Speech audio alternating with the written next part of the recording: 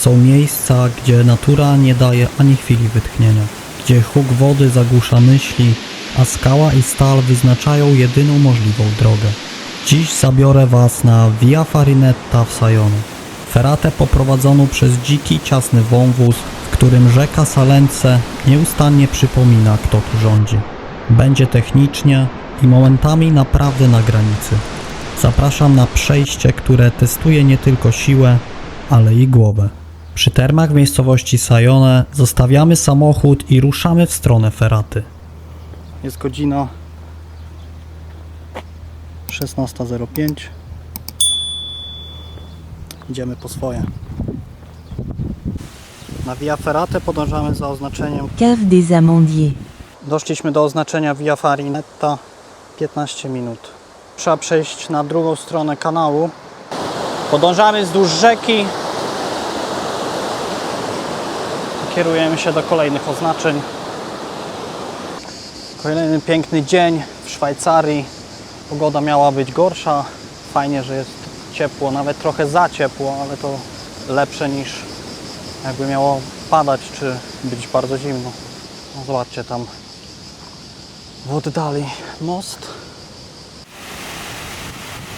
Via Farinetta prowadzi przez dziki i tajemniczy wąwóz Salence, z którego pochodzi również woda termalna zasilająca łaźnie w Sajone.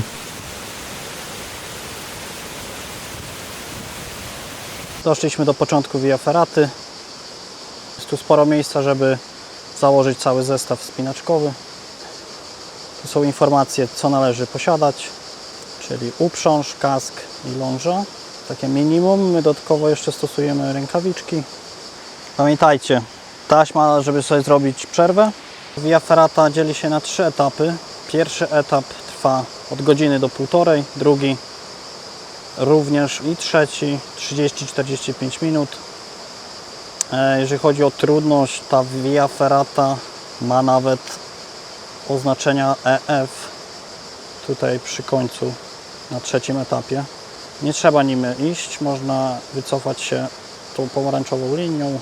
Godzina 16:46, czyli w 40 minut doszliśmy do Via Ferraty. Założyliśmy cały osprzęt.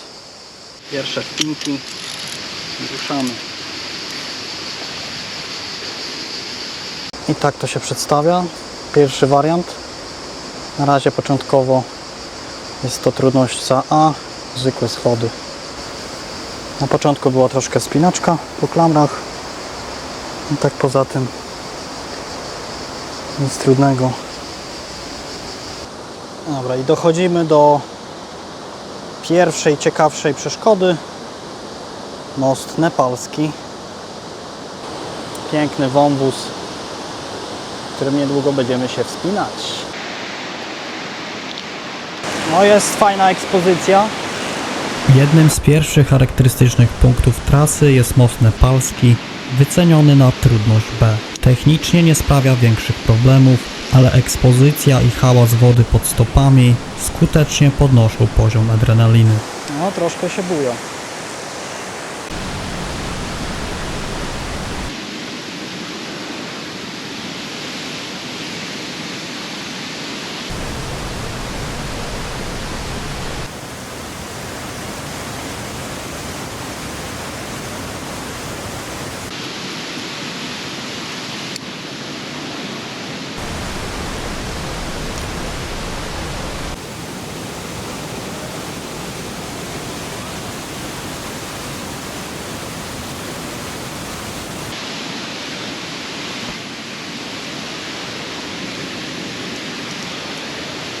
Huk wody odbijający się od skalnych ścian tworzy surowe, momentami wręcz wrogie warunki.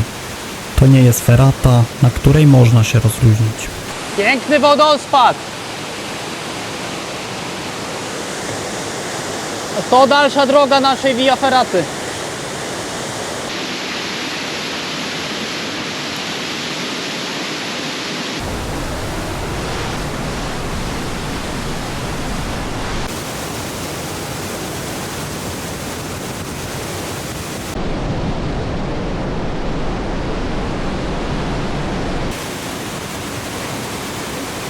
Po drodze mijamy malowniczą kaskadę. Zwykle dostępna jest pieszymi szlakami turystycznymi, ale my możemy poczuć jej prawdziwą potęgę właśnie z poziomu feraty.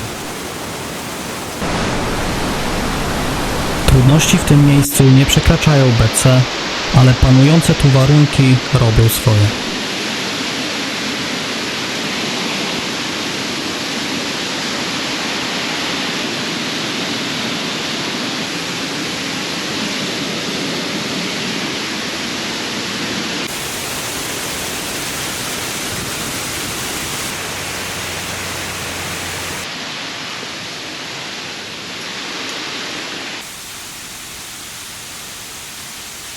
Przekroczyliśmy bramkę, która rozpoczyna etap drugi. W tamtym miejscu była możliwość zejścia. Niestety tego nie nagrałem. Powyżej fajna atrakcja. Zawieszony około 140 metrów nad wąwozem Salence most wiszący to jedno z najbardziej symbolicznych miejsc tej trasy. To właśnie tutaj zginął Joseph Samuel Farinet.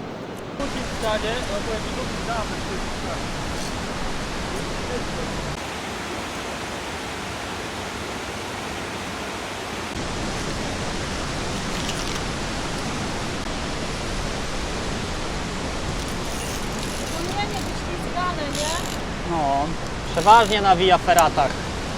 Ludzie nadużywają.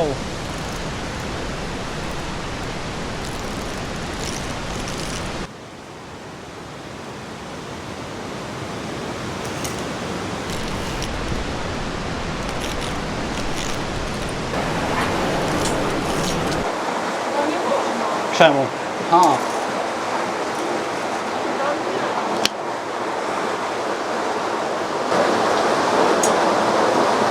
Tam jest rzeka.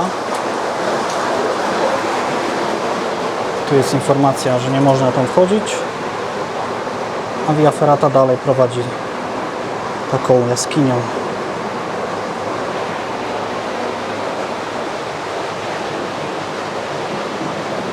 Tam przyszliśmy.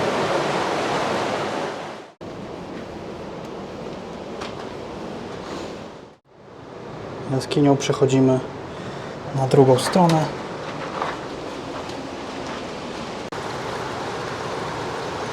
Droga jest zalana, jest troszkę utrudnienie, ale damy radę. Po pokonaniu odcinka prowadzącego przez wykute w skale korytarze biegnące wzdłuż historycznego kanału nawadniającego rozpoczynamy kolejny wariant drugiego etapu. Tutaj trudności miejscami sięgają już D i wymagają pełnego skupienia.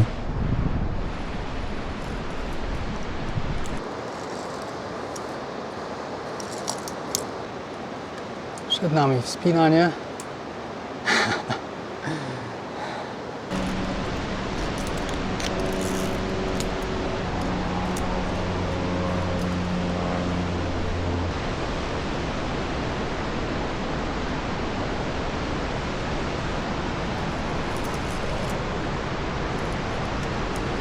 Nie no, fajna Via Ferrata.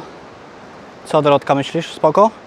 Drugi etap, a trzeci etap będzie o trudnościach E, nawet potencjalnie EF. Najmniej tak w topo jest. Nie wiem, czy tam jest jakiś wariant dodatkowy na EF. Zobaczymy. Jeszcze chwilka do góry.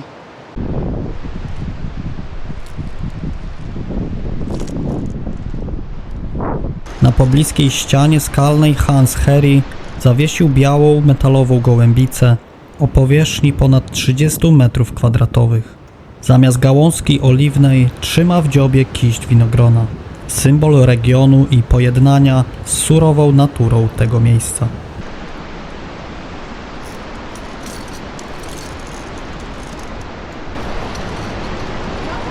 Co? Tam gdzie stoisz, wepnij się tu za co trzymasz, wepnij sobie taśmą. Zrób sobie przerwę. Tędy można ewakuować się etapem drugim do góry. I tu rozpoczyna się etap trzeci. Najtrudniejsza część Via Ferraty. K6E, potencjalnie EF. You going here? No. On the top? Słucham? Spoko, tylko ja muszę ściągnąć GoPro, bo mi będzie przeszkadzało i muszę zmienić baterię do 360. A później pójdę tam. Idziesz tam? Ja, tak. Where are you from? Słowakii. Slovakia, okay. We are from Poland. A, rozum jest trochę. Okay. Vozom tam raz, ciężka, Ciężko. ale w powodzie super, ale ciężka. Dobra, zaczynamy. Na trzecim etapie ujęcia będą już tylko z kamery 360. Niestety karta pamięci w GoPro nie została wcześniej wyczyszczona. Na tym odcinku Feraty prawie się nie odzywam.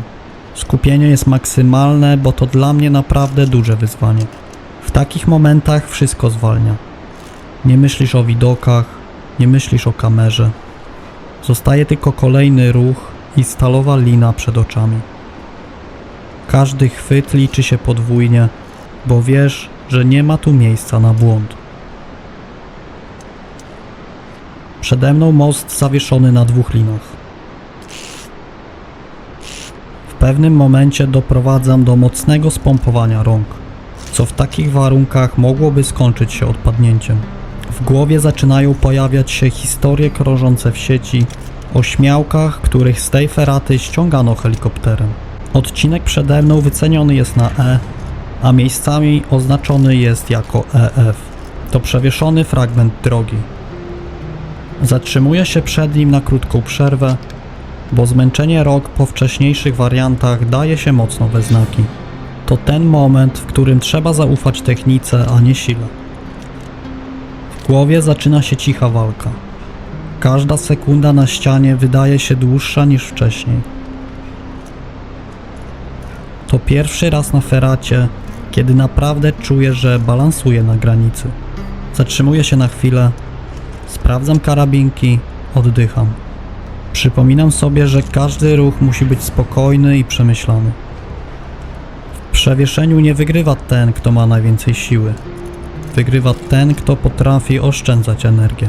Staram się przenosić ciężar na nogi, odpoczywać na każdym możliwym stopniu, nawet jeśli trwa to tylko kilka sekund.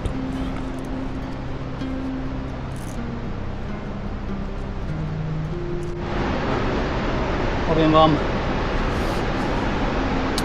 jest to wymagające. Zostały już tylko 2 odcinki o trudności E. Zmęczenie rąk narasta szybciej niż bym chciał. Próbuję kontrolować oddech i tempo ruchów, ale przewieszenie nie daje chwili wytchnienia.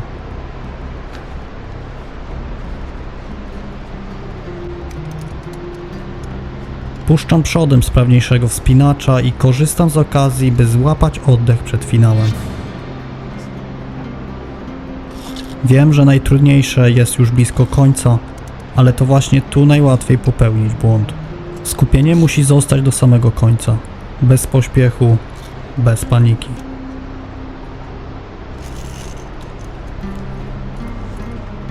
Kiedy wychodzę z przewieszenia, czuję ogromną ulgę i zarazem wielką satysfakcję, że jednak dałem radę. Są miejsca, które sprawdzają nie tylko siłę, ale przede wszystkim głowę. I ten wąwóz zdecydowanie do nich należy. I w tym miejscu kończy się Via Ferrata.